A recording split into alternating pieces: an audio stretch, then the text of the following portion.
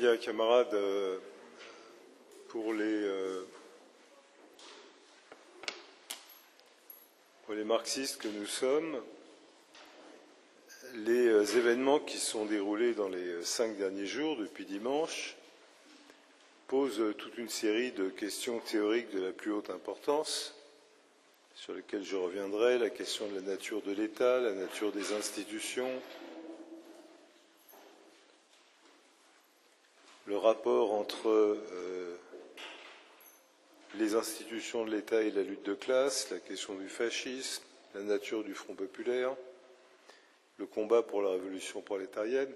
Mais avant d'aborder ces questions, puisque le thème relie la question de la marche à la Troisième Guerre mondiale et avec les développements récents de la situation en France, je veux simplement rappeler aux camarades, parce que nous avons été amenés à le traiter à plusieurs reprises, que la marche vers une guerre mondiale est un processus qui relève directement de la crise du capitalisme. Et que c'est la nature même du capitalisme, arrivé à son stade impérialiste, qui a comme conséquence que le capital qui ne cesse de grossir, grossir, grossir, est amené dans une espèce de mouvement mécanique à chercher en permanence de nouveaux champs de valorisation, et que cherchant de nouveaux champs de valorisation, chaque puissance capitaliste, chaque groupe de capitalistes est amené à entrer en concurrence avec les autres puissances capitalistes, les autres groupes de capitalistes. Le capitalisme n'étant plus à même de se développer aujourd'hui comme il pouvait se développer au XIXe siècle, parce que d'une certaine manière le marché mondial est constitué, la concurrence entre les différents groupes de capitalistes, les différentes puissances capitalistes, tend à se résoudre très logiquement, notamment par la guerre. Et qu'en l'occurrence, précisément parce que depuis la chute de l'Union soviétique, sont apparus sur la scène mondiale de nouveaux groupes de brigands capitalistes, de nouveaux groupes d'oligarques, ils rentrent en concurrence avec ceux qui sont déjà en place.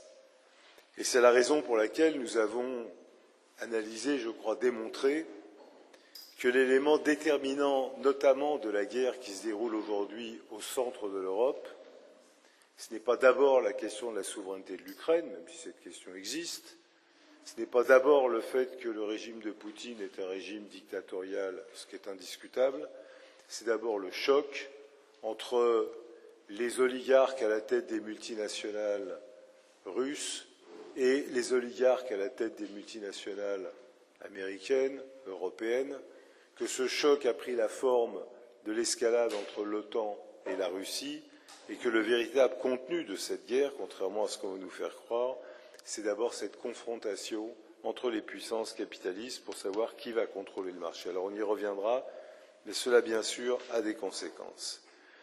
Mais avant cela, je voudrais revenir sur la crise qui s'est développée depuis dimanche, qui a surpris beaucoup de gens. Il n'était pas évident pour ceux d'entre nous qui avons ouvert notre poste de télévision dimanche à 20h, qu'à 21h, Macron aurait provoqué cette crise. Personne ne peut dire qu'on le savait à l'avance. Mais il y avait une certaine logique à ce qu'il le fasse. Si ça n'avait pas pris cette forme, ça aurait pu prendre d'autres formes.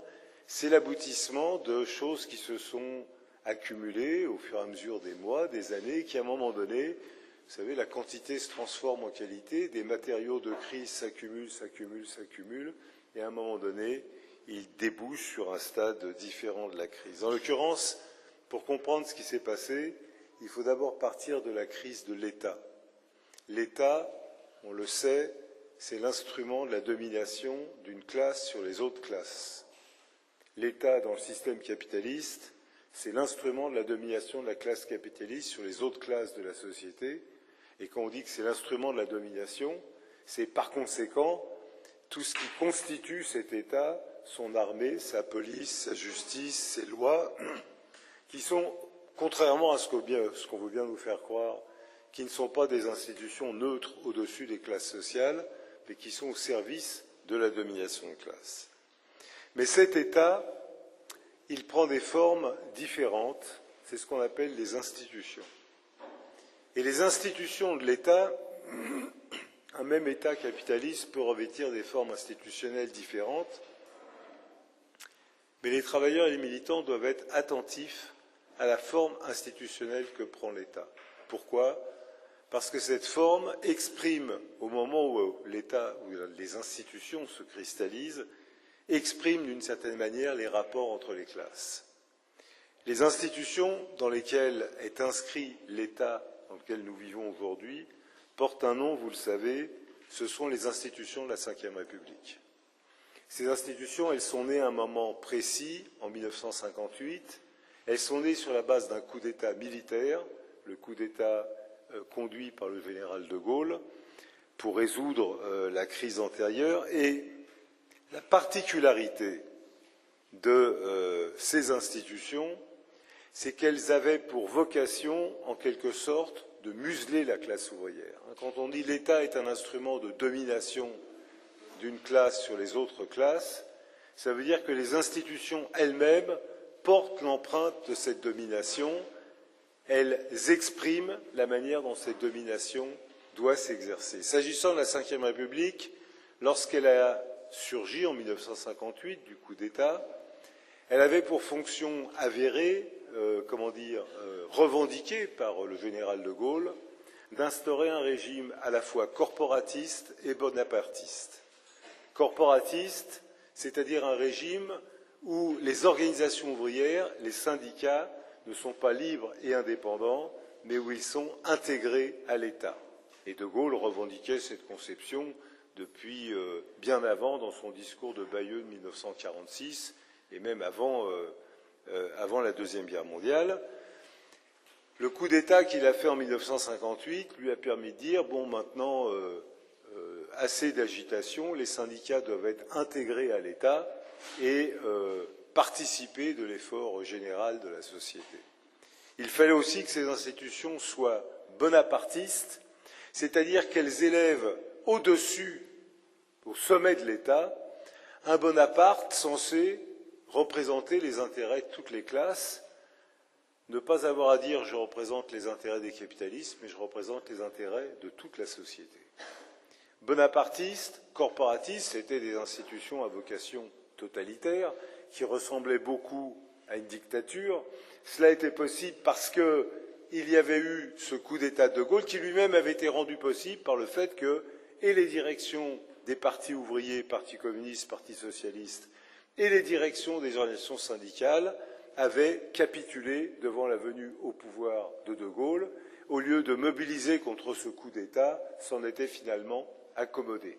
Et c'est ce qui fait que de Gaulle pouvait prétendre instaurer ce régime bonapartiste, corporatiste, mais qui, en même temps, n'a pas pu aller jusqu'au bout, du fait de la résistance d'une partie des organisations ouvrières, du fait de la résistance de certains secteurs de la classe ouvrière, du fait aussi de la crise de la bourgeoisie, qui, je le rappelle, à l'époque était très divisée sur la question algérienne, puisque de Gaulle considérait que de toute façon il allait être contraint de lâcher l'Algérie et de trouver d'autres formes de domination néocoloniale, tandis que d'autres secteurs s'accrochaient au fait que l'Algérie devait rester une colonie française. Alors, je rappelle cela peut vous sembler extrêmement loin, mais on ne peut pas comprendre ce qui s'est passé le 9 juin dernier si on n'a pas en mémoire la nature de ces institutions. Parce que ces institutions qui ont donc été créées pour écraser la classe ouvrière, qui n'ont jamais réussi à les écraser complètement, qui se sont heurtés dès 1963, par exemple, à la grande grève générale des mineurs, puis à la montée de la lutte de classe en 1966-67, et puis à la grève générale de 1968, et puis à toute une série de mouvements de la classe ouvrière, et aux mouvements plus récents que chacun peut avoir en mémoire sur le mouvement des retraites, etc. Enfin, je ne vais pas faire toute l'histoire. Mais ces institutions se sont donc toujours trouvées confrontées au fait que les travailleurs, malgré les difficultés, malgré les obstacles, sont repartis à l'assaut pour la défense de leurs revendications et, en quelque sorte, se sont toujours dressés contre la prétention de la Ve République de les museler, de les faire taire, de transformer les syndicats en instruments de l'État. Bref, toute l'histoire de la Ve République, c'est l'histoire d'une lutte de classe constante, avec d'un côté un régime qui cherche à récupérer tout le terrain perdu, et quand je dis tout le terrain perdu, il faudrait remonter aux conquêtes révolutionnaires de 1945, parce que un des gros problèmes de la bourgeoisie française et de la Ve République, c'est que la classe ouvrière en 1945 a arraché des conquêtes considérables, tout le monde en mémoire la sécurité sociale, les services publics, etc., et que la bourgeoisie n'a de cesse que d'essayer de les récupérer. Vous savez, vous êtes ici dans les locaux de la section française de la 4e internationale, donc ça permettrait de citer le programme de fondation de la 4e internationale, que nous appelons entre nous familièrement le programme de transition, et qui dit la chose suivante: lorsque la bourgeoisie, par la lutte de classe, est obligée de concéder un certain nombre de choses, elle s'empresse d'essayer de les concéder d'une main, elle va s'empresser de les reprendre, de chercher à les reprendre d'une autre main. Et toute l'histoire de la lutte de classe dans ce pays, on peut dire depuis 1945, donc ça commence à faire beaucoup, c'est l'histoire par laquelle la bourgeoisie qui a été obligée de lâcher énormément de choses en 1945, parce que elle s'était légèrement compromise avec les nazis, donc la poussée révolutionnaire des masses l'obligeait à céder beaucoup de choses. C'est toute l'histoire d'un État capitaliste qui va chercher à récupérer ce qu'il a été obligé de concéder, de passer à l'offensive contre la classe ouvrière. Et en sens inverse, c'est l'histoire des mouvements de la classe ouvrière qui cherchent à préserver ce qu'ils ont arraché, voire éventuellement à arracher de nouvelles conquêtes. Alors, cette situation de lutte de classe constante, parfois ouverte, avec des mouvements extrêmement puissants, parfois plus sourde, moins visible, mais où la bourgeoisie se heurte à la résistance de la classe ouvrière, où ces réformes sont inachevées, même quand elles portent des coups, ça ne va jamais jusqu'au bout. Cela crée une situation où la bourgeoisie française est en difficulté à l'échelle internationale. Elle est en difficulté parce qu'elle n'arrive pas à imposer aux travailleurs les mêmes taux d'exploitation que d'autres bourgeoisies. Vous entendez souvent dans les commentaires des médias que l'économie française n'est pas assez compétitive. Et la raison pour laquelle elle n'est pas assez compétitive, on le sait tous, c'est ce qui s'appelle le coût du travail. Mais en réalité, le coût du travail, c'est rien d'autre que ce que les travailleurs ont arraché comme minima salariaux, comme conventions collectives, comme droits et garanties, comme sécurité sociale, comme retraite. Et donc vous pouvez prendre toutes les réformes des gouvernements capitalistes depuis 80 ans, ça vise toujours à essayer de voler à la classe ouvrière une partie de sa force de travail. Mais ça met cette bourgeoisie très en difficulté, et on l'a vu encore avec le mouvement des retraites, pas si vieux, l'an dernier, où la mobilisation de millions et de millions n'a pas abouti, notamment parce qu'au moment décisif, les dirigeants des organisations syndicales qui avaient la possibilité d'appeler à la grève générale n'ont pas appelé à la grève générale. Mais il n'empêche que la puissance de ce mouvement a considérablement affaibli le gouvernement Macron, qui à ce moment-là était chargé de défendre les intérêts de la bourgeoisie. Et ce rejet massif par la classe ouvrière s'est combiné à d'autres mouvements, y compris le mouvement des Gilets jaunes avec toutes ses caractéristiques extrêmement équivoques, mais marquait une forme de rejet, de désespoir de certains secteurs de la société. Le rejet de secteurs entiers de la jeunesse, combiné au rejet du coup répressif du gouvernement, d'un régime de plus en plus policier, de plus en plus autoritaire. On a en mémoire, par exemple, le déchaînement de violence contre les manifestants sur l'histoire des méga-bassines et toute une série d'autres éléments de ce type. Donc, tout ceci a créé une situation où ce gouvernement s'est de plus en plus usé dans la population, dans toutes les couches de la population, où il est considérablement rejeté. Et cela aboutit à la situation du 9 juin dernier. Parce que ce gouvernement qui est engagé dans la guerre derrière Biden, ce gouvernement qui donc doit donner des garanties, qui doit, vous le savez, qui a fait voter une loi de programmation militaire de 413 milliards d'euros, ce qui est gigantesque, qui consacre des milliards et des milliards d'euros tous les mois à alimenter la guerre en Ukraine, etc., doit bien sûr, pour financer toute cette politique de guerre, il faut qu'il puisse couper dans le budget de l'école, dans le budget des hôpitaux, dans le budget des services publics, pour financer cette politique, pour financer aussi tous les cadeaux capitalistes, etc. Et certes, les appareils politiques et les appareils syndicaux font tout pour préserver ce gouvernement. J'ai parlé du mouvement des retraites. On a vu par exemple que dans les débats parlementaires, finalement, tout le monde respecte bien la personne du président de la République, même s'il y a parfois des mots très forts, etc.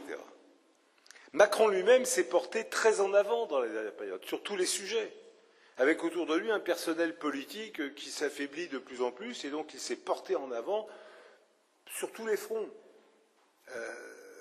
Et de ce fait, il s'est passé dans l'élection de dimanche dernier, il n'y a pas longtemps, on a l'impression que c'était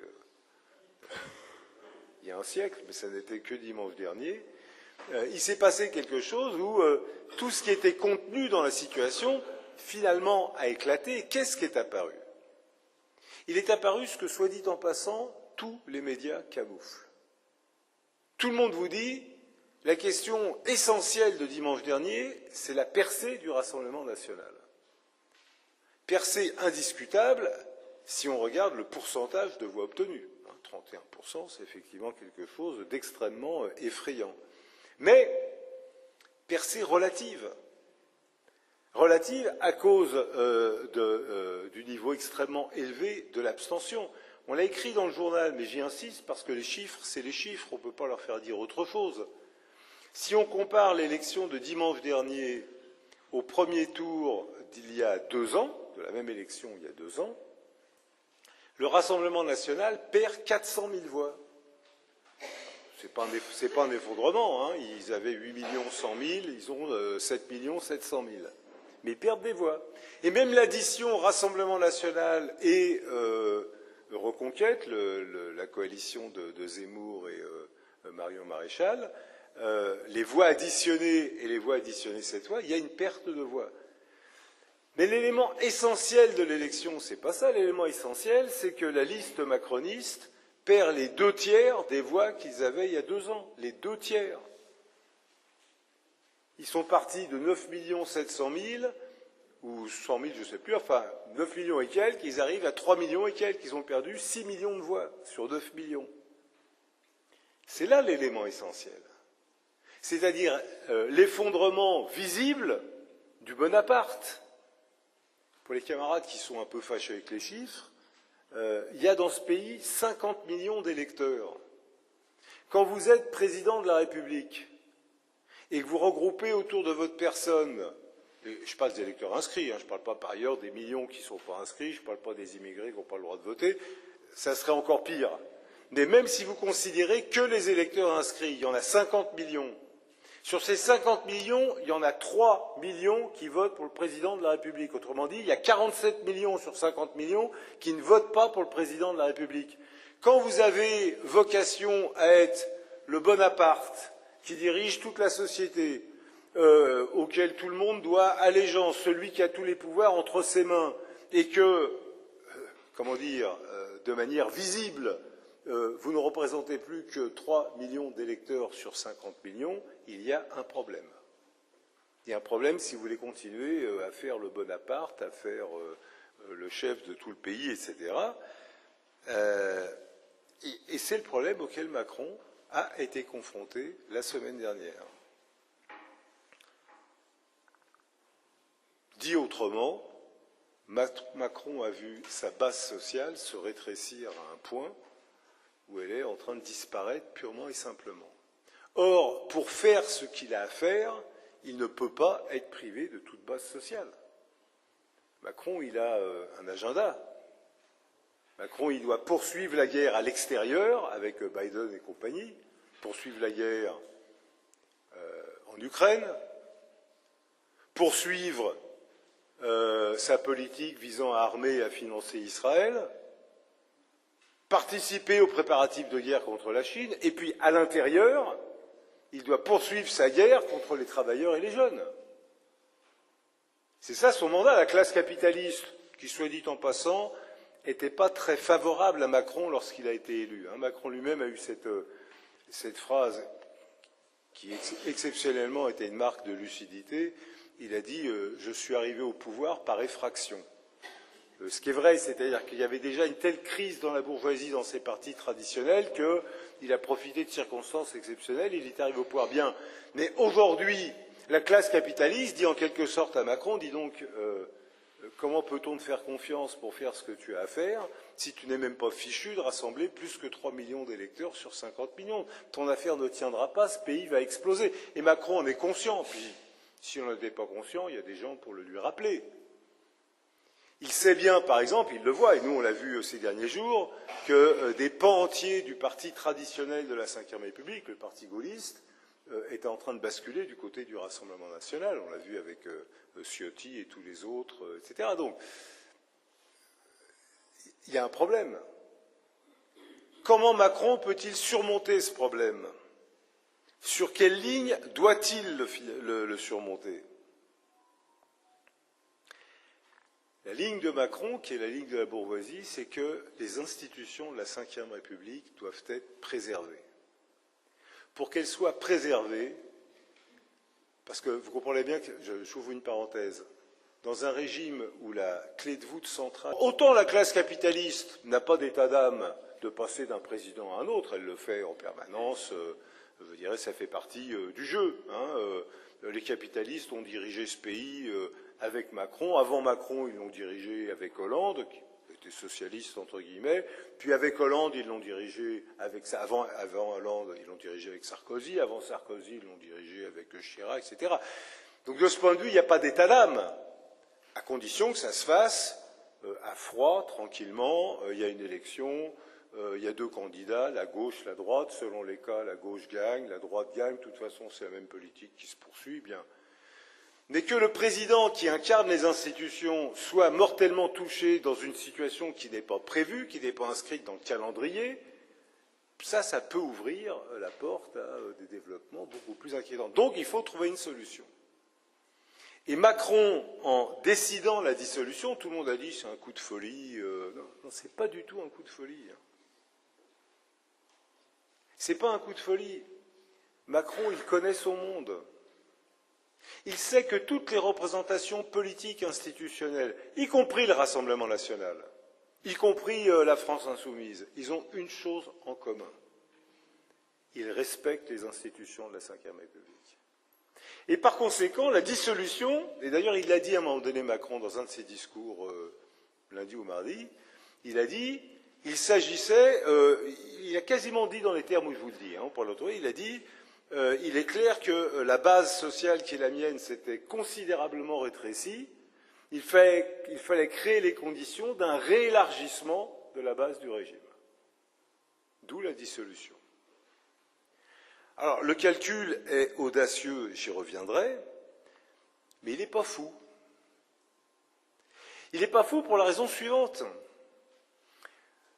Qu'est-ce qu'essaie de faire Macron en ce moment? Il essaye de rassembler toute une série de forces autour de lui, des débris des Républicains, différents personnages, etc. Il dit, voilà, il faut faire un grand gouvernement d'arc républicain, en se disant, si je suis majoritaire, je vais le présider. Il sait qu'il a très peu de chances d'y arriver. Mais imaginons que le Rassemblement national gagne l'élection. Ça ne ferait pas plaisir à Macron, c'est sûr. Mais le Rassemblement national, pour l'instant, est très respectueux des institutions de la Ve République.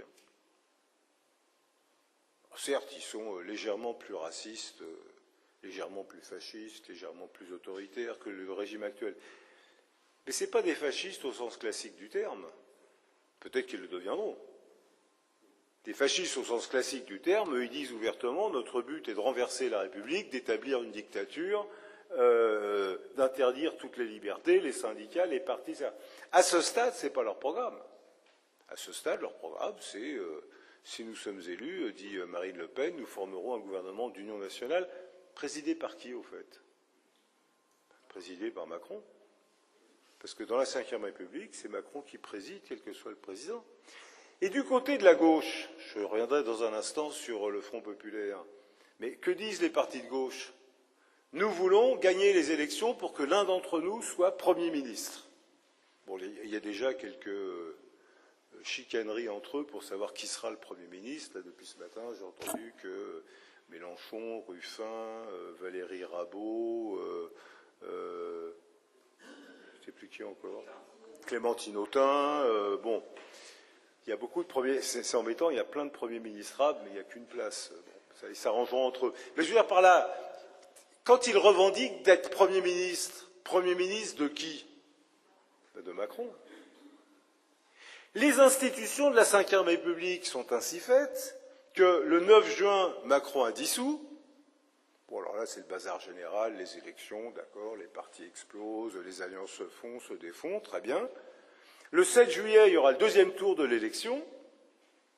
Un gouvernement va être formé. Comme vous le savez, le Conseil des ministres se tient tous les mercredis à l'Élysée, présidé par Macron. Par conséquent, le mercredi 10 juillet, quoi qu'il arrive, Macron présidera le Conseil des ministres. Il le présidera peut-être avec un Premier ministre qui s'appellera Édouard Philippe, peut-être Bardella, peut-être Clémentine Autain, peu importe. Enfin, peu importe. C'est une certaine importance, mais je veux dire, il le présidera dans le respect des institutions de la Ve République. Et c'est d'autant plus important de comprendre cela que dans la Ve République, à la différence d'autres régimes politiques bourgeois où le président de la République a un rôle plutôt symbolique ou décoratif, un peu comme les rois, etc., dans la Ve République, le président concentre énormément de pouvoir entre ses mains. Énormément. Il peut suspendre les libertés et les droits démocratiques et décréter l'état d'urgence. Il peut, avec son Premier ministre, recourir à l'article 49.3. Vous vous rappelez, Elisabeth Borne l'a utilisé à 22 reprises pour faire passer toutes ses contre-réformes. Il peut faire des votes bloqués. Il a des pouvoirs considérables. Il y a peu de régimes politiques au monde, en dehors de dictatures ouvertes, où le président concentre à ce point les pouvoirs entre ses mains. Donc le calcul de Macron, c'est « je n'ai plus de base sociale, il faut sauver le régime, seules des élections vont permettre de dégager une nouvelle majorité dont il faudra que je m'accommode ». Alors bien sûr, Macron préférerait que cette nouvelle majorité soit en accord avec ses positions, mais il s'accommodera d'une autre majorité pourvu que la Ve République puisse poursuivre son cours. Et ce que je dis là n'est pas de la politique fiction, puisqu'il s'est déjà trouvé dans le passé que des majorités d'une certaine couleur politique à l'Assemblée cohabitent avec un président d'une autre couleur politique, et ça s'est très bien passé. Je veux dire que ça s'est très bien passé pour la classe capitaliste.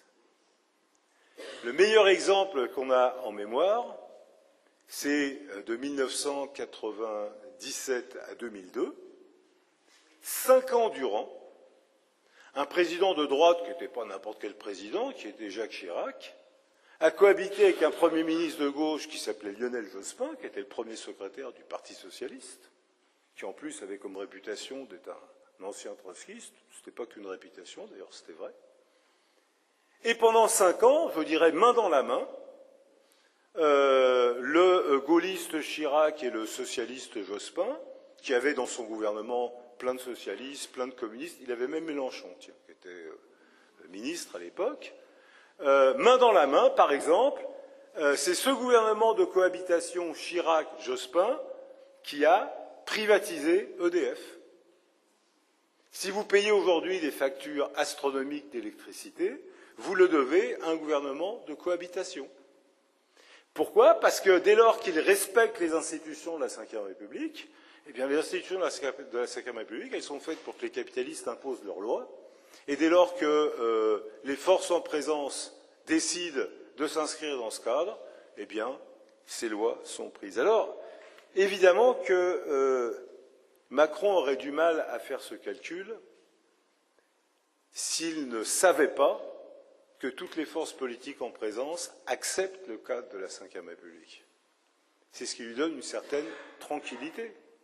Écoutez les discours des responsables politiques. Tous inscrivent leurs perspectives dans le cadre de la Ve République. Personne ne dit autre chose.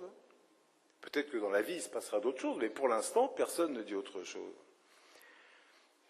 Et de ce fait, cette Ve République va pouvoir suivre son cours, c'est en tout cas le calcul de Macron, à condition que tous se soumettent à l'autorité du président, mais ils s'y engagent tous, hein,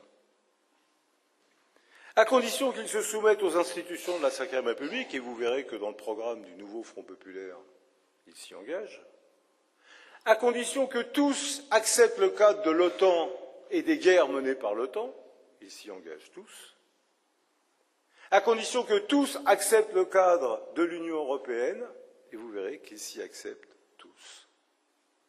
À partir de là, le calcul de Macron se comprend. Je vais, par ce biais-là, certes en devant faire quelques compromis, soit avec l'extrême droite, soit avec la gauche, ça ne fait pas de doute, mais je vais pouvoir préserver les institutions de la Ve République et faire en sorte qu'elles fassent leur travail. Alors, ceci nous amène à ce qu'est ce Front populaire, le nouveau Front populaire. Peut-être que des camarades qui sont, comment dire, un peu moins anciens que moi dans le mouvement, ont été surpris de la rapidité avec laquelle ce Front populaire s'est constitué.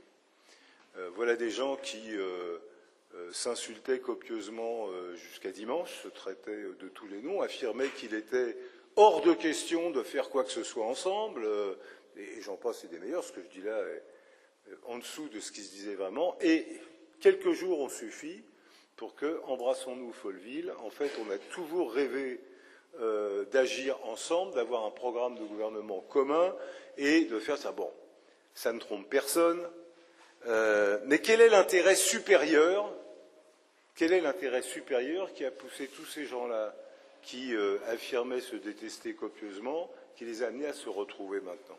Bien sûr, on peut dire qu'il y a des appétits de pouvoir, etc. Ça existe. Et ça, je dirais, c'est l'aspect psychologique individuel. La psychologie individuelle n'explique pas les grands bouleversements sociaux et historiques. Non. Ceci nous ramène, pour comprendre ce qui s'est passé, ça nous ramène à la notion de Front populaire. Vous avez remarqué que celui qui s'est constitué s'appelle le nouveau Front populaire, donc il amène les camarades un peu novices en politique ou en histoire à se dire si c'est le nouveau, c'est qu'il y avait un autre avant, il y en a même eu plusieurs. Et effectivement, la référence au Front populaire, elle dit quelque chose. Dans l'imagerie populaire, notamment quand elle est véhiculée par le Parti communiste ou le Parti socialiste, il y a une espèce de, d'image romantique qui s'attache au Front populaire. Le Front populaire, c'est à la fois une grande grève générale et un gouvernement qui rêvait de faire ce que voulaient les ouvriers. Donc, c'est quand même formidable, des ouvriers qui sont en grève, un gouvernement qui n'a qu'une préoccupation, c'est satisfaire les revendications ouvrières. D'ailleurs, s'il y a eu les congés payés, c'est grâce au Front populaire, s'il y a eu les conventions collectives, c'est grâce au... Bon. Ça, c'est une réécriture de l'histoire. Il y a eu en 1936 une grève générale. Elle a arraché toute une série de conquêtes. Il y a eu un gouvernement de Front populaire qui, pour préserver les institutions de la bourgeoisie, a effectivement cédé toute une série de choses aux revendications ouvrières. Mais enfin, les ouvriers occupaient des usines. Les ouvriers auraient pu prendre le pouvoir entre les mains. Le rôle du Front populaire a été de redonner le pouvoir à la classe capitaliste. Pas de le donner aux ouvriers, de le redonner à la classe capitaliste. Je ne veux pas refaire toute l'histoire, simplement rappeler ceci, parce qu'il y a un élément d'analogie avec ce qui se passe aujourd'hui. En 1933, Hitler prend le pouvoir en Allemagne. Cela crée une émotion légitime parmi les travailleurs du monde entier. En France, des bandes fascistes s'agitent, des vraies bandes fascistes, pas Bardella avec son costume cravate, des bandes fascistes qui... non, je veux dire, c'est pas pareil.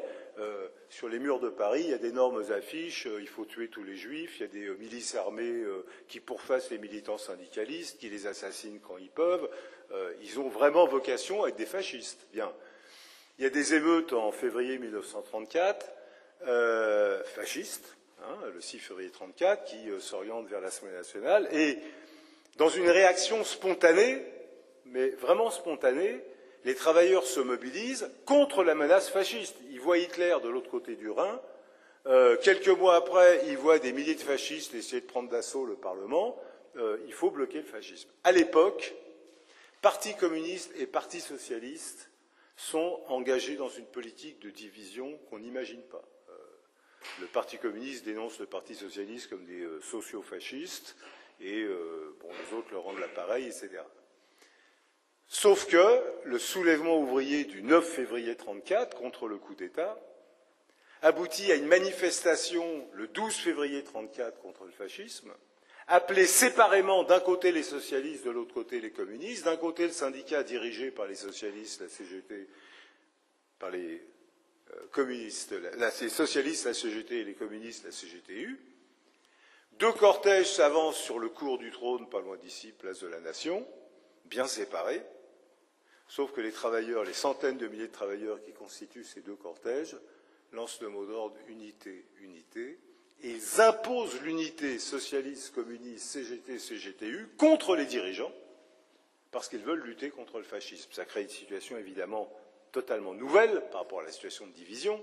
Il y a une poussée vers ce que Trotsky a appelé le front unique de la classe ouvrière, le front commun, et les dirigeants sont déstabilisés, parce que cette aspiration à l'unité, elle est puissante.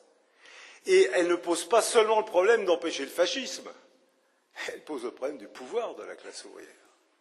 Il faut donc à toute vitesse changer de stratégie. L'internationale communiste qui dénonçait tous les socialistes du monde entier comme pires que les fascistes, en Allemagne ils avaient dit que l'arbre du national-socialisme ne doit pas cacher la forêt du social-fascisme. Donc vous comprenez que c'est quand même une politique de division terrible. Les dirigeants de l'internationale communiste doivent à toute vitesse changer de stratégie. Et donc ils disent non, on est pour l'unité, mais alors ce front unique, il faut que ce soit un front populaire. Et ce front populaire, il ne doit pas intégrer seulement des partis ouvriers, mais il doit intégrer aussi des partis bourgeois. Et en France, en 1935, se constitue la coalition qui s'appelle Front populaire, dans laquelle il y a le Parti socialiste, le Parti communiste, et un parti qui s'appelle le Parti radical socialiste, qui est le principal parti bourgeois démocratique en France à l'époque. Cette alliance, qui est donc une alliance entre des partis ouvriers et un parti bourgeois, en apparence, bien sûr, apparaît comme progressiste, affirme qu'elle veut, représenter les intérêts ouvriers. Elle gagne les élections en 1936. Avant même qu'elle ait gagné les élections, les ouvriers commencent à occuper les usines. Il y a donc dans un même mouvement une grève générale ouvrière et un gouvernement qui se met en place. Mais ce gouvernement, soutenu par le Parti communiste, a pour vocation de contenir la grève générale. La contenir, pas lui permettre de prendre les revendications. Alors certes, il y a des choses qui seront concédées, les congés payés, etc. Moyennant quoi, on fera partir les ouvriers des usines, on les rendra à leurs patrons, on fera refluer la classe ouvrière, et ce gouvernement du Front populaire de 1936 sera appuyé sur une Chambre des députés qui, 3 ans après, votera les pleins pouvoirs au maréchal Pétain. 4 ans après. Ça, c'est la réalité. Par conséquent, ce Front populaire n'a pas épousé le mouvement de la classe ouvrière, il a au contraire, donné le sentiment d'épouser l'aspiration à l'unité, mais contre l'unité. Trotsky dit en substance, quelque part, le Front populaire, c'est une réponse contre-révolutionnaire à une aspiration saine à l'unité ouvrière. Et ça s'est vérifié en d'autres circonstances. Je ne veux pas vous faire le panorama mondial des Fronts populaires, parce qu'on y sera encore demain matin. Mais lorsqu'éclate la révolution espagnole, le 18 juillet 1936, en réponse au pronunciamento du général fasciste Franco, c'est une véritable révolution ouvrière qui se dresse avec des barricades, des comités ouvriers, tout ce que vous voulez, avec des milices ouvrières. Le gouvernement de Front populaire qui dirige le camp républicain en Espagne s'empresse en pleine guerre civile de réprimer les paysans qui occupent les terres, de pourchasser les militants anarchistes et les militants anarcho-syndicalistes, d'établir un ordre qui donc fait comprendre aux travailleurs, notamment aux paysans, que ce n'est pas vrai que ce gouvernement va satisfaire les revendications et qui va faciliter la victoire de Franco. Et puis on pourrait parler plus près de nous de la politique du gouvernement d'unité populaire au Chili qui aboutit au désastre de 1973. Donc, la particularité de ce Front populaire, pour revenir à l'exemple français, c'est que la classe ouvrière a imposé l'unité, mais que les dirigeants en ont fait un instrument de préservation et de restauration de l'ordre bourgeois. Alors qu'en est-il du nouveau Front populaire, puisque nouveau Front populaire il y a, alliance signée, vous l'avez vu, par le Parti communiste, le Parti socialiste, la France insoumise, Europe Écologie Les Verts, le NPA et d'autres organisations de taille plus réduite. Bon, la référence au Front populaire, elle dit quelque chose. Hein, mais, vous savez, Marx dit quelque part qu'il ne faut jamais juger les gens ou les organisations sur l'idée qu'ils se font d'eux-mêmes, mais sur ce qu'ils font et sur ce qu'ils disent. J'ai donc pour ma part lu intégralement ce document qui a été publié aujourd'hui, Nouveau Front populaire, contrat de législature, c'est-à-dire pourquoi il faut voter pour ce nouveau Front populaire. Je vous invite à le faire, il circule sur tous les réseaux sociaux, il n'est pas très long, donc tout le monde peut se rendre compte lui-même. Bon, c'est un document qui sent le bricolage, vous en doutez, parce que pour arriver à mettre d'accord des gens qui ont des positions très contradictoires, c'est pas évident. Mais ça, à la limite, peu importe. Ce qui compte, c'est qu'est-ce qui sort de ce bricolage. Ce qui sort de ce bricolage, il y a toute une série de propositions qu'on ne peut qu'appuyer. Hein, remettre en cause la réforme des retraites, la réforme du choc des savoirs, la réforme de l'assurance chômage. Personne ne peut être contre, bien au contraire. Mais mon œil a été attiré par, en page 5, le chapitre intitulé « L'urgence de la paix ». Dans le chapitre intitulé « L'urgence de la paix », il est dit qu'il faut que la France défende de manière indéfectible la souveraineté et la liberté du peuple ukrainien par la livraison d'armes nécessaires. Donc l'accord du nouveau Front populaire consiste à dire, comme Macron, se dit en passant comme Bardella, qu'il faut continuer à armer l'Ukraine. S'agissant du Moyen-Orient, je lis qu'il faut agir pour la libération des otages détenus depuis les massacres terroristes du Hamas, dont nous rejetons le projet théocratique, et pour la libération des prisonniers politiques palestiniens. Quand 3 lignes plus loin, il est question de l'État d'Israël, je ne retrouve pas les mots massacre, je ne retrouve pas le mot théocratique. Il n'y a que le Hamas qui est pour un État théocratique, Israël pas du tout. Par contre, il faut reconnaître immédiatement l'État de Palestine aux côtés de l'État d'Israël sur la base des résolutions de l'ONU, donc il faut surtout que la partition de 1947 reste en place. Mais ce qui est le plus frappant dans ce passage, ce n'est pas tellement qu'il faut continuer à armer l'Ukraine, bien que ce n'est pas n'importe quoi, c'est que dans tout ce document, il y a 3 références qui sont absentes. La loi de programmation militaire est absente. 413 milliards d'euros votés par le Parlement français pour la loi de programmation militaire sur 5 ans.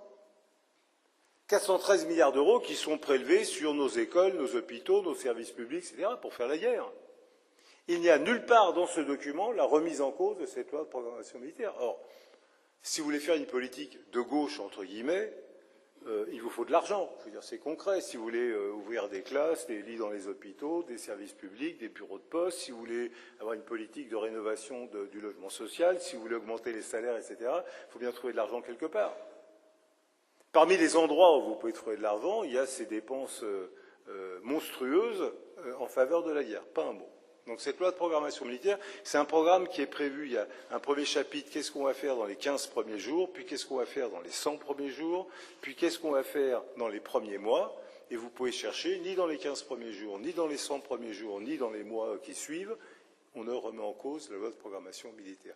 Il y a une deuxième chose qui est absente dans ce document, c'est l'OTAN.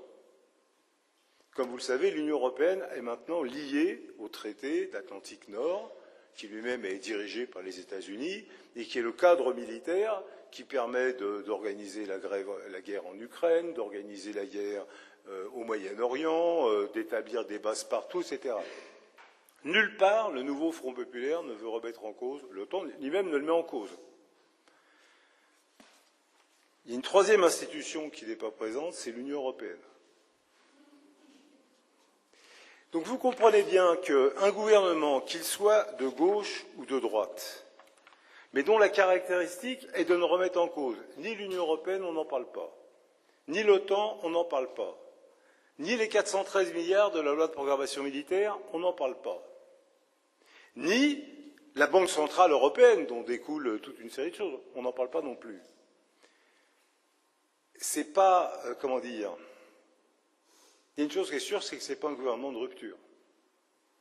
Ce n'est pas un gouvernement qui s'apprête à rompre avec l'ordre existant. Même si dans le papier, ça s'appelle d'ailleurs comme ça, dès le début, il y a écrit que c'est l'objectif, voilà, les 15 premiers jours, la rupture. Le mot rupture est présent, mais comment voulez-vous rompre si vous engagez par avance à maintenir toutes les institutions de la domination capitaliste, que ce soit les institutions financières, monétaires, militaires, etc., etc. Donc ça pose un problème. Rompre en continuant à donner des milliards pour la guerre, rompre avec l'Union européenne, rompre avec l'OTAN, et j'ajoute, rompre avec Macron président, avec le fait que toute décision d'un gouvernement de ce nouveau Front populaire sera subordonnée au bon vouloir de Macron. On comprend qu'il y a là une contradiction. Alors, une caractéristique de la situation, et on en a parlé beaucoup dans la tribune des travailleurs, c'est qu'avant même le 9 juin, la situation dans ce pays a été marquée par un grand développement de la lutte de classe. Et j'attire votre attention parce que ce n'est pas ce qui était prévu. Vous savez, le gouvernement avait décrété qu'il devait y avoir une trêve olympique. En réalité, au titre de la trêve olympique, à la rédaction de la tribune des travailleurs, on a souvent du mal à utiliser tous les matériaux qu'on reçoit, qui font état de grève, d'initiatives diverses, etc. Il y avait avant le 9 juin, il n'y avait pas de trêve olympique. Depuis le 9 juin, il y a encore moins de trêve. Depuis le 9 juin, il y a eu dans toute une série d'endroits un mouvement, dès lundi matin, un mouvement par lequel les travailleurs, et c'est normal, se sont dit, bon, Macron a pris quand même un coup sur la figure, c'est le moment d'aller chercher les revendications. C'est le moment de faire des assemblées, d'aller poser les revendications à la direction. Il y a eu des mouvements de grève décidés dès lundi. Bref, les travailleurs ont cherché à s'exprimer sur le terrain de la lutte de classe. Et c'est là aussi où il était urgent de constituer ce nouveau Front populaire. Parce que ce nouveau Front populaire, comme l'ancien, a comme fonction d'encamisoler la lutte de classe. De lui mettre une camisole, de lui dire, voilà, de dire aux travailleurs, bon, vous avez des revendications, vous avez raison, c'est très très bien, la solution, il faut bien voter le 30 juin et le 7 juillet. Ne cherchez pas à satisfaire vos revendications par des grèves, encore moins par la grève générale, ni quoi que ce soit. Votez bien. Et on assiste depuis lundi et mardi à deux mouvements qui, en apparence, convergent, mais qui sont très contradictoires. D'un côté, le mouvement de secteurs entiers de la classe ouvrière qui s'engage dans la lutte de classe pour les revendications, et de l'autre, les dirigeants de leurs propres syndicats qui leur disent non, vous ne vous trompez pas, vos revendications sont formidables, la conclusion c'est voter pour le Front populaire. Si vous pensez que ce que je vous dis là est exagéré, vous pouvez le vérifier, les documents se multiplient, de fédérations syndicales entières qui, au mépris de la tradition qui existe dans ce pays, qui fait que les syndicats, c'est quand même un peu différent que les partis, on peut être dans un syndicat et pas partager le même point de vue que le collègue qui est dans le même syndicat, les syndicats sont soumis à une pression considérable pour s'engager sur la voie politique, voter Front populaire, voter Front populaire, voter Front populaire. Or, aujourd'hui, nous sommes dans une situation où le mouvement par lequel les travailleurs se mobilisent, qui s'est exprimé au plan électoral, qui s'exprime sur le plan de la lutte de classe, ce n'est pas une issue électorale qu'ils cherchent. Ce n'est pas une issue dans le cadre des institutions, c'est effectivement une issue de rupture. Et la question que tout le monde doit se poser, c'est est-ce que cette issue de rupture va s'imposer dans le carcan électoral tel qu'on nous le présente aujourd'hui? S'il s'agit d'avancer vers la rupture, le problème qui est posé, ce n'est pas simplement contre l'extrême droite. Bien sûr qu'il faut être contre l'extrême droite, ça ne se discute pas. Bien sûr qu'il faut se mobiliser contre la menace d'extrême droite. Mais enfin, se mobiliser contre la menace d'extrême droite, sans poser le problème de chasser Macron, ses institutions et sa politique tout de suite, c'est un leurre. C'est un leurre parce que cette montée de l'extrême droite serait impossible sans la politique menée depuis 7 ans par Macron et ses gouvernements successifs. Par conséquent, il faut, et vous l'avez sans doute vu dans l'appel du Parti des travailleurs, poser à la fois la nécessité de bloquer l'extrême droite, mais aussi de chasser Macron, de briser la résistance de tous ceux qui veulent s'opposer à ce que la classe ouvrière puisse combattre, et de briser les institutions. Le programme de transition, programme de la 4e internationale, auquel je me référais tout à l'heure, et dont je recommande la lecture d'une grande actualité, dit ceci, qui pourrait peut-être choquer des camarades. Je lis « Les fronts populaires d'une part, le fascisme de l'autre, sont les 2 dernières ressources politiques de l'impérialisme dans la lutte contre la révolution prolétarienne. » Je pense, moi, que cette affirmation est d'une grande actualité. Si on regarde ce qu'est le régime de la Ve République aujourd'hui, oui, il y a une dérive qui, à un moment donné ou à un autre, aura une tendance, avec Macron ou quelqu'un d'autre, peu importe, à déboucher sur la marche à une dictature. Que cette dictature soit militaire, fasciste ou autre. Opposé à cela le Front populaire, c'est-à-dire le fait que les organisations ouvrières doivent participer à la sauvegarde du régime capitaliste, c'est une illusion, parce que cette sauvegarde du régime capitaliste par les organisations ouvrières ne fait que différer l'échéance de la crise et de la décomposition. De ce point de vue, la véritable question qui est posée, ce n'est pas celle de l'échéance électorale, c'est celle de l'intervention des masses. Et on doit se poser une question. Les renseignements généraux relayés par les médias nous annoncent que demain, il va y avoir des centaines de milliers de personnes dans la rue. Des centaines de milliers de travailleurs, de jeunes qui seront dans la rue d'abord parce qu'ils sont inquiets de l'extrême droite, à juste titre, mais à travers cette mobilisation contre l'extrême droite vont exprimer aussi autre chose. Le rejet de la politique de Macron, leur aspiration à une vraie politique de rupture et beaucoup d'autres choses.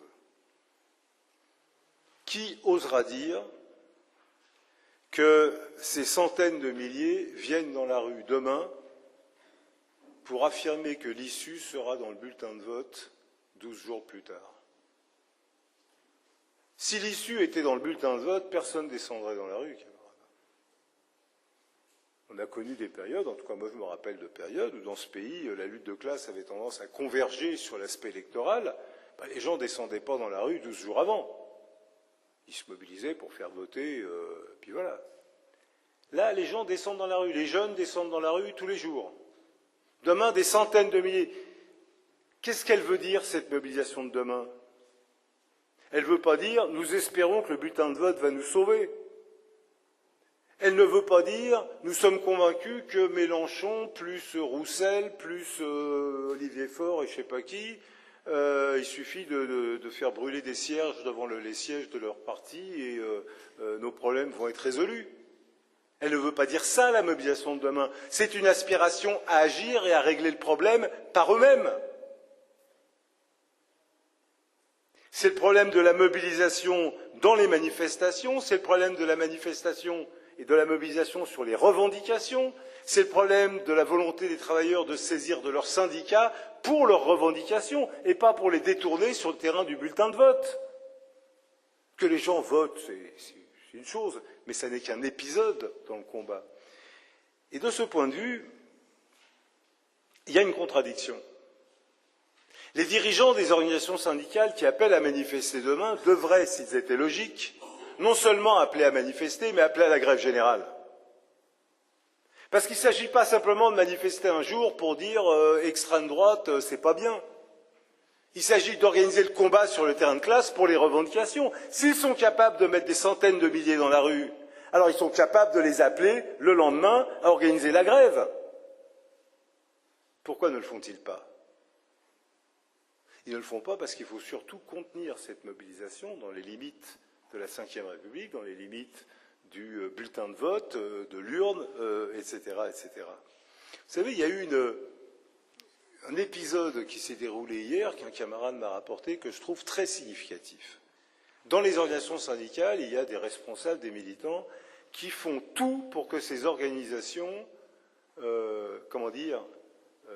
restreignent leur action à voter, voter, voter. Alors, dans le cadre de la CGT, ça correspond à la vieille tradition, à l'époque où le Parti communiste contrôlait la CGT et où il y avait une confusion entre le Parti communiste et la CGT, qui fait que, je ne dis pas que tout le monde est d'accord avec ça, mais ça choque moins. Dans Force ouvrière, c'est l'inverse des traditions de Force ouvrière, qui est une tradition d'indépendance syndicale. Dans un syndicat Force ouvrière qui réunissait ses instances hier, et où il y avait une discussion sur qu'est-ce qu'il faut avancer comme résolution sur les revendications, qu'est-ce qu'il faut, une discussion normale, un militant du CCI, POI, a dit « Écoutez, tout ça, c'est stupide. On peut écrire aucune résolution, comme ça. Aucune. Il y a une discussion sur est-ce que la résolution doit dire ceci, cela, le choc des savoirs, les classes, vous voyez, ce que des choses syndicales normales. Et ça ne sert à rien. On ne peut écrire une seule résolution. On peut écrire aucune résolution. La seule qu'on pourrait écrire, ce serait une résolution qui dise « Votez Front populaire ». Et ajoute-t-il, bon, je sais que ce n'est pas dans les traditions du syndicat, donc je ne le propose pas, mais comme c'est la seule chose à faire aujourd'hui, je propose qu'on n'adopte aucune résolution. C'est un côté fou, camarades. Vous êtes dans un syndicat dont le rôle est de défendre les revendications, enfin tous les camarades qui sont dans la salle le savent, le syndicat, c'est la revendication. Ce n'est pas nécessairement des actions spectaculaires pour la revendication, mais c'est la revendication. Je suis réuni en commission exécutive nationale de mon syndicat, en plus dans une profession qui est drôlement bousculée, donc je me pose le problème, comment je formule les revendications, comment je vais les chercher. Non, la réponse c'est, la seule chose à faire, c'est bien voter le 30 juin et le 7 juillet. C'est criminel, ça, camarades. C'est, comment dire, c'est dessaisir les travailleurs de l'outil qui leur appartient, qui est le syndicat, pour définir les revendications. Donc, il faut se confronter à ces problèmes. Parce qu'en réalité, il faut être clair, que ce soit maintenant ou que ce soit demain, ce qui s'est exprimé au plan électoral le 9 juin par la défaite de Macron, c'est un rapport avec la lutte de classe. Et les centaines de milliers qui vont descendre dans la rue demain, c'est un rapport avec la recherche de solutions sur le plan de la lutte de classe. Par conséquent, il est évident que la satisfaction des revendications, qui sont celles de la classe ouvrière et de la jeunesse, même si ça emprunte l'apparence du combat contre l'extrême droite, va se frayer son chemin en tant que tel. Alors comment, personne ne peut le dire, mais notre orientation, à nous militants de la 4e internationale, c'est d'aider le mouvement qui mûrit à se développer sur son propre terrain.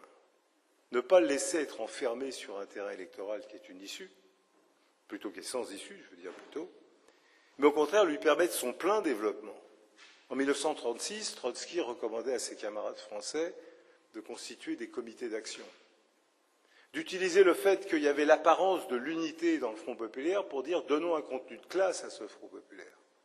Constituons des comités d'action qui vont prendre en charge le combat pour les revendications, qui prendront en charge le combat contre les agressions des fascistes, qui prendront en charge le combat pour la réorganisation de la société, c'est-à-dire libérer l'initiative révolutionnaire des masses, au lieu que d'autres cherchent à l'enfermer dans ce carcan électoral.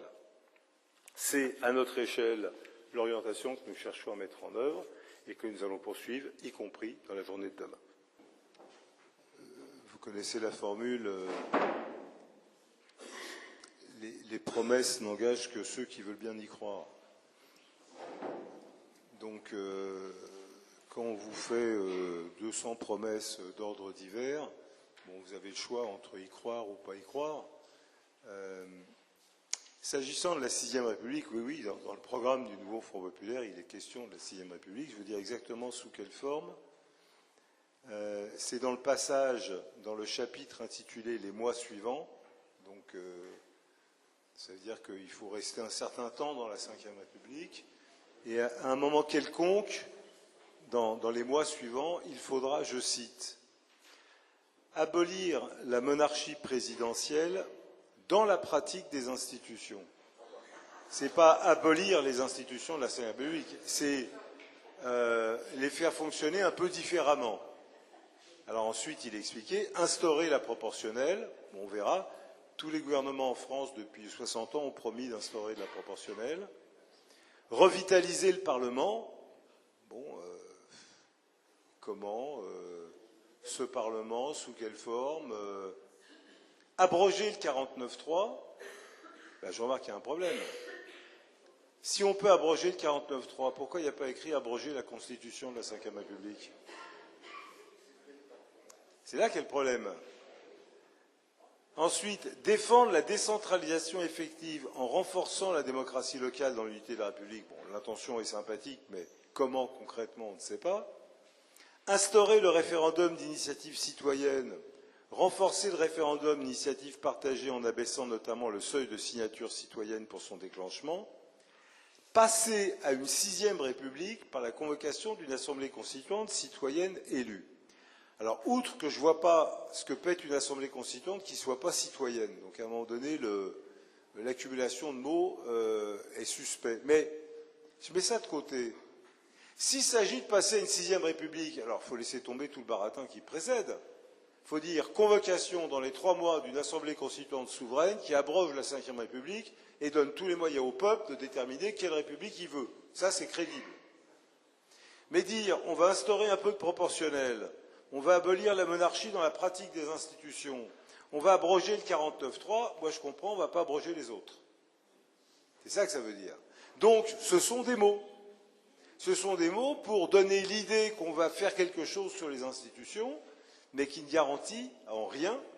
Or, si vous voulez, comment dire, si vous voulez modifier l'ordre des choses dans ce pays, vous avez des institutions qui sont faites pour bloquer la route à toute réforme en faveur des travailleurs. Toutes. Donc le premier acte, c'est d'abroger la 5e République. C'est pas on va faire des choses sympathiques dans 15 jours, dans un mois, et un jour on va abroger. Le premier acte, c'est de l'abroger. Sinon, il peut y avoir des réformettes, je ne dis pas le contraire, hein, il y en aura. Mais fondamentalement, on reste dans le cadre actuel. Vous savez, des réformes de la 5e République, on en a eu plein, hein, faites par des gouvernements de droite, de gauche, bien. Le problème, c'est on y reste ou on n'y reste pas. Si on y reste, ces institutions, elles sont faites pour la classe capitaliste, pour personne d'autre. Et c'est une illusion de faire croire qu'elles peuvent servir à la classe ouvrière. Mitterrand, qui n'était certainement pas un militant ouvrier, et qui n'était pas un idiot non plus, avait écrit un livre où il disait « La 5e République, c'est le coup d'État permanent ». On ne peut pas mieux dire. C'est le coup d'État permanent. C'est ce qui permet au président de faire ce qu'il veut, quand il veut, comme il veut. Qu'est-ce qu'a fait Mitterrand une fois élu président de la République? Surtout ne touchez pas à la 5e République.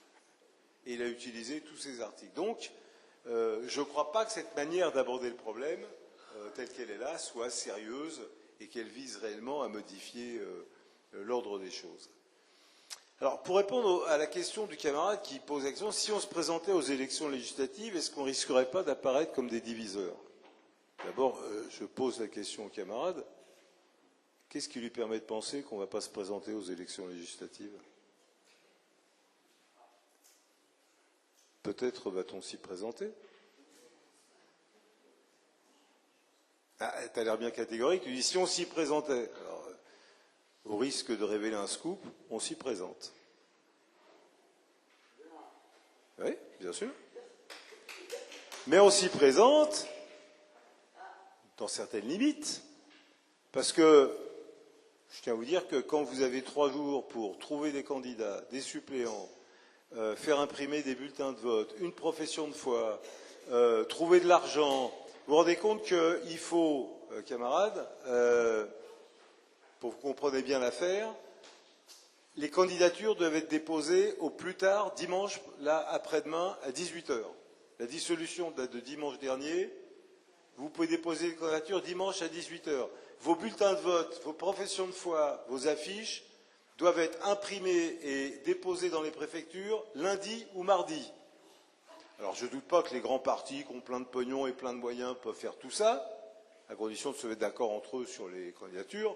Pour le petit parti que nous sommes, l'exercice est compliqué. À ça s'ajoute le problème politique que pose le camarade Fred, qui est un vrai problème politique. Nous ne sommes pas d'accord avec le Front populaire. Maintenant, on ne met pas le Front populaire sur le même plan que le Rassemblement national. Il est évident, d'ailleurs c'est écrit dans la déclaration du Bureau national du Parti des travailleurs, que notre mot d'ordre, c'est pas une seule voix pour l'extrême droite, pas une seule voix pour la droite, pas une seule voix pour les macronistes. Et que par conséquent, quand il y a un duel au deuxième tour entre, je ne sais pas, la France insoumise ou le Parti communiste ou le Parti socialiste, et de l'autre côté, les gens de Macron, le Rassemblement national, etc., nous n'aurons aucune hésitation au deuxième tour, sans du tout être d'accord avec leur programme, d'appeler à voter pour la gauche, entre guillemets, contre les autres. C'est évident. Et il y a toute une série d'endroits où c'est serré. Donc, pour toutes ces raisons financières, de temps et de prudence politique, nous avons sélectionné, et de moyens, une vingtaine de circonscriptions où des camarades se présenteront dans des conditions où on ne pourra pas les accuser de diviser, parce que je pense par exemple à une circonscription où le député de la France insoumise a été élu avec 72% des voix il y a 2 ans. Bon. Même si on se présente et qu'on lui prend 1 ou 2% ou 3%, c'est pas ça qui va le faire. Vous voyez, c'est pas ça qui va faire basculer la circonscription, etc. Donc, compte tenu de tous ces critères, pour répondre aux camarades Fred, nous allons nous présenter dans une vingtaine de circonscriptions avec des propositions politiques. Et je réponds en même temps à Diana avec comme mot d'ordre pour un gouvernement de rupture. C'est-à-dire que nous ne disons pas à bas la gauche, nous disons vous prétendez parler au nom des ouvriers, ben, il faut rompre avec la Ve République. Il faut rompre avec l'ensemble des mesures que vous avancez. Et il faut un gouvernement de rupture ouvrière, un gouvernement qui prenne les mesures d'urgence, etc. Je ne vais pas les développer ici. Et nous allons développer ça dans la vingtaine de circonscriptions où il y a des candidats.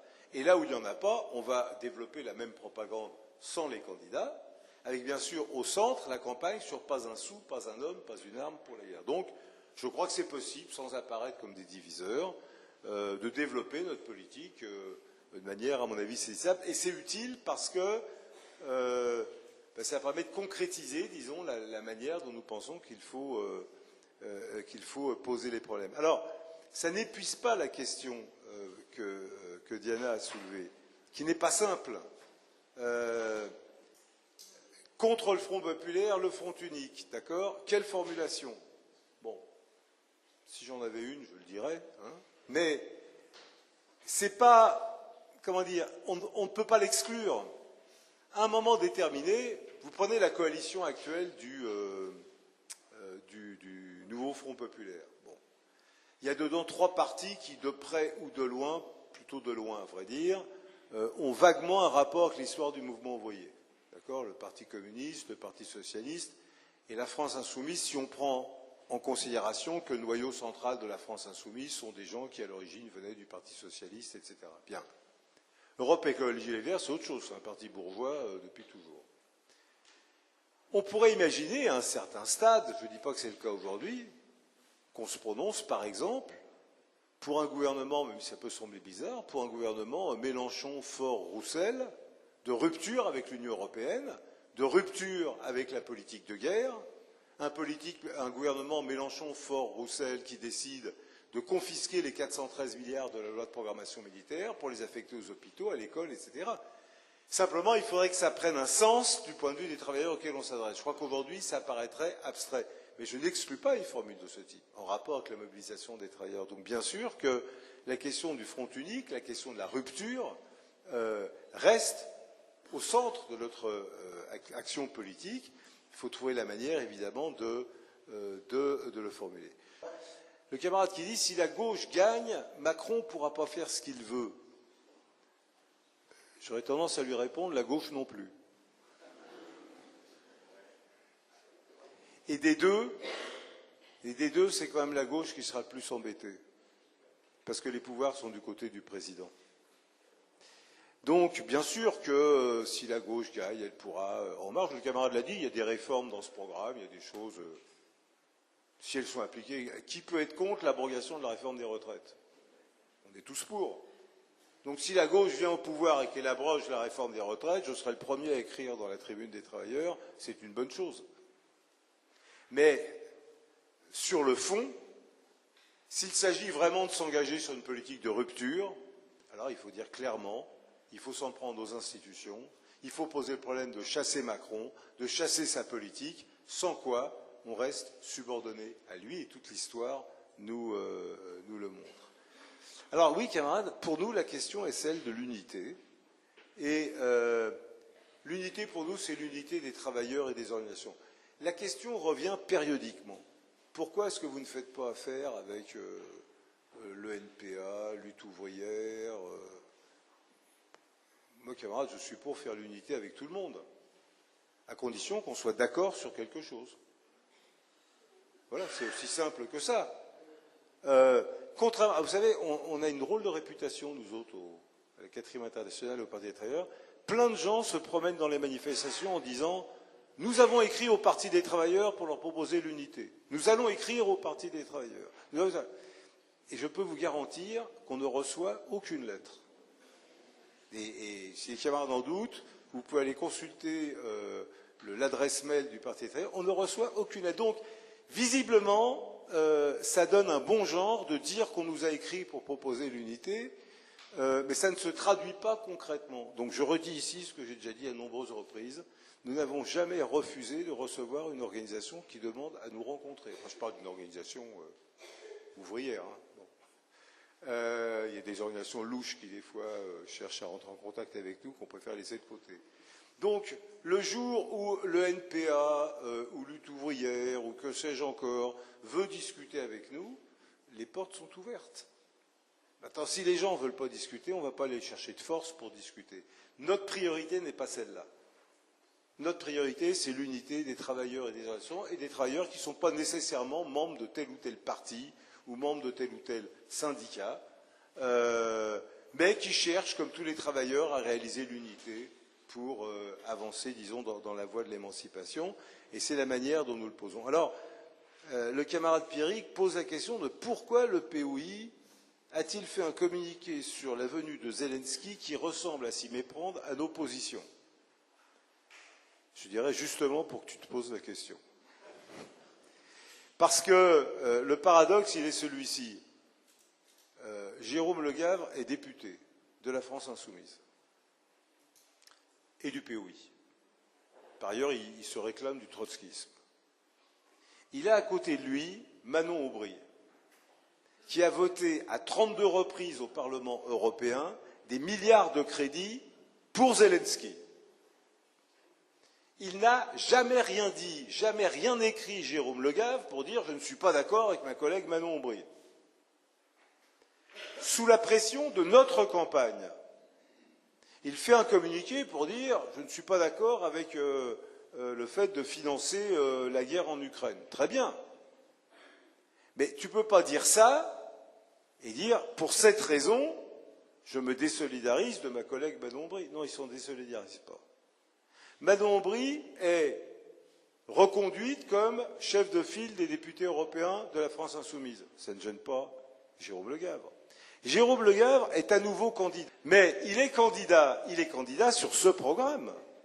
Ce programme qui dit il faut armer l'Ukraine. Donc, quel degré de duplicité, quel degré d'hypocrisie qui amène à dire le 1er juin, je ne suis pas d'accord pour armer l'Ukraine de M. Zelensky, et ensuite à faire des communiqués, il suffit d'aller sur les réseaux sociaux. Jérôme Le Gavre, comme tous ces gens-là, fait des communiqués en disant le programme du nouveau Front populaire, c'est une merveille, on n'a jamais rien vu de mieux, je suis candidat pour le faire prévaloir, alors qu'il a écrit l'inverse de son communiqué. Qui faut-il croire? La plateforme sur laquelle il se présente, ou le discours prétexte qu'il a fait une fois avec son communiqué à l'Assemblée nationale pour faire le buzz, comme on dit? Alors écoutez, camarades, je sais bien que beaucoup de choses nous ont séparés de ces gens-là, c'est pas pour rien qu'on s'est séparés il y a 9 ans, nos voix ont beaucoup divergé, tout ça je le comprends. mais je veux dire ce que je pense sur le fond. Une caractéristique du courant trotskiste auquel nous appartenons et auquel nous appartenions en commun avec eux, c'est que nous n'avons jamais accepté la partition de la Palestine imposée par l'ONU en 1947. Jamais. Nous nous sommes toujours prononcés pour une seule Palestine laïque et démocratique sur tout le territoire historique de la Palestine. Ce qui veut dire, et je lis là dans le programme de ces gens-là, reconnaître l'État de Palestine aux côtés de l'État d'Israël sur la base des résolutions de l'ONU. C'est une trahison du peuple palestinien. Tout le monde sait ce que c'est que la solution à deux États. La solution à deux États, elle a pour objectif de ne jamais se traduire concrètement. Le summum de la solution à deux États, c'est l'enfermement des Palestiniens dans la Cisjordanie occupée, dans des petits îlots entourés de colons. La solution à deux États, c'est Gaza. Et on ose écrire ça en disant qu'on est partisan de la 4e internationale. Alors après, on peut faire un communiqué sur Zelensky, hein, ça coûte pas cher. Moi, ça me révulse, camarades. Je ne ferai pas le même reproche à des gens de la France insoumise ou d'autres qui n'ont jamais eu comme position une seule Palestine laïque et démocratique, donc ils ont toujours été pour deux États, ils sont pour deux États, je ne suis pas d'accord avec eux, mais je veux dire, bon, c'est leur droit. Mais des gens qui ont défendu une seule Palestine laïque et démocratique, et qui, pour le plat de lentilles d'un poste de suppléant, ou le plat de lentilles d'une écharpe de député, sont prêts à jeter par-dessus bord tout ce qu'ils ont défendu.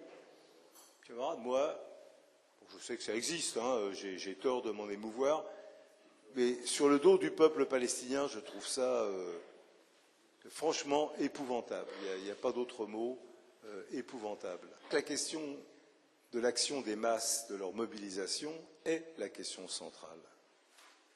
On peut avoir un point de vue différent sur le programme du nouveau Front populaire. On peut avoir des nuances, on peut avoir des illusions. Mais personne ne peut croire que ce programme par lui-même est un rempart contre le fascisme. Personne ne peut croire que ce programme par lui-même va sauver la démocratie, quel que soit le nombre de voix du nouveau Front populaire. Préserver la démocratie suppose l'entrée en action de millions et de millions d'hommes et de femmes. C'est par l'action de masse que la défense de la démocratie sera imposée.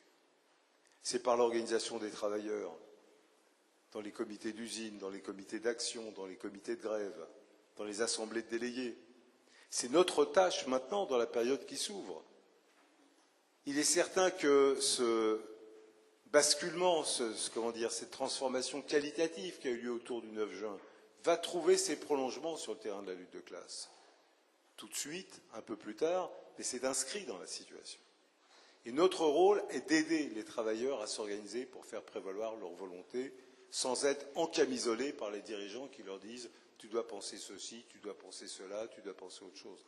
C'est le seul moyen de faire face à la situation. Et de ce point de vue, ça fait lien avec la question que pose la camarade. Le Parti des travailleurs est un parti démocratique. Il a donc, comme tous les partis, des instances élues par ses congrès. Le congrès du Parti des travailleurs a élu un bureau national. Personne ne pouvait prévoir avant le 9 juin qu'il y aurait des élections anticipées. Donc, une fois connues les élections anticipées, le bureau national a appliqué le mandat qui était le sien, c'est-à-dire de discuter quelle orientation on va promouvoir, et vous avez le communiqué élaboré par le bureau national, qu'on peut discuter, hein, mais qui est le produit du mandat du Congrès. Le Congrès mandate le bureau national soumet une analyse. Sur cette base, le bureau national discute et dit est-ce qu'il faut se présenter ou pas. Il arrive à la conclusion qu'il est possible de présenter un certain nombre de candidatures dans des points très limités, et il prend les dispositions pour présenter ces candidatures en relation avec les discussions d'un certain nombre de camarades. Peut-être y a-t-il des comités qui auraient souhaité présenter des candidatures et qui vont regretter de ne pas avoir été dans la liste des nominés, mais ça c'est comme au Festival de Cannes, je veux dire, il y a beaucoup de nominés, puis tout le monde n'a pas nécessairement un prix, et puis surtout ça se fait dans un laps de temps très court, très très court. Donc, moi j'estime que le Bureau national a appliqué son mandat en prenant ses décisions. Des camarades peuvent penser que peut-être il aurait fallu faire autrement. on en discutera. On a un Conseil fédéral national du Parti des travailleurs, ça tombe bien, demain et après-demain. Il n'a pas été convoqué à cause de la dissolution, il était convoqué avant. Ça sera l'occasion de discuter avec les camarades et le CFN dira si le Bureau national a agi conformément à son mandat ou pas dans cette affaire. Ça fait partie de la discussion. Je tiens à vous dire que tout le monde a été bousculé par cette dissolution surprise, tous les partis, toutes les institutions, etc. Au bout du compte, quand on regarde les bouleversements que se sont infligés différents partis dans cette affaire, j'ai vu que Poutou, qui était résolument contre le Front populaire, il est rentré dans le Front populaire, et là il tape à la porte pour qu'on lui donne un... Il a un poste. Ah, on est content, le camarade Poutou, ça fait 40 ans qu'il court après un siège de député, il va peut-être enfin l'obtenir. Non mais ça fait plaisir, la persévérance paye.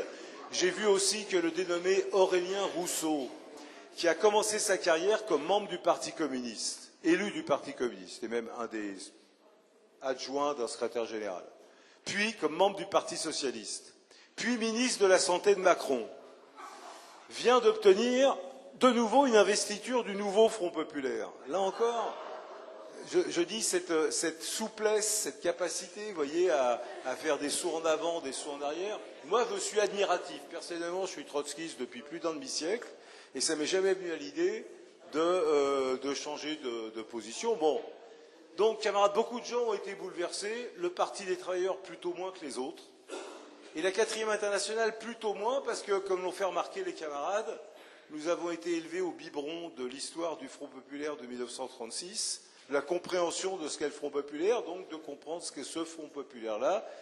Maintenant, j'ai qu'une chose à dire en conclusion, camarades.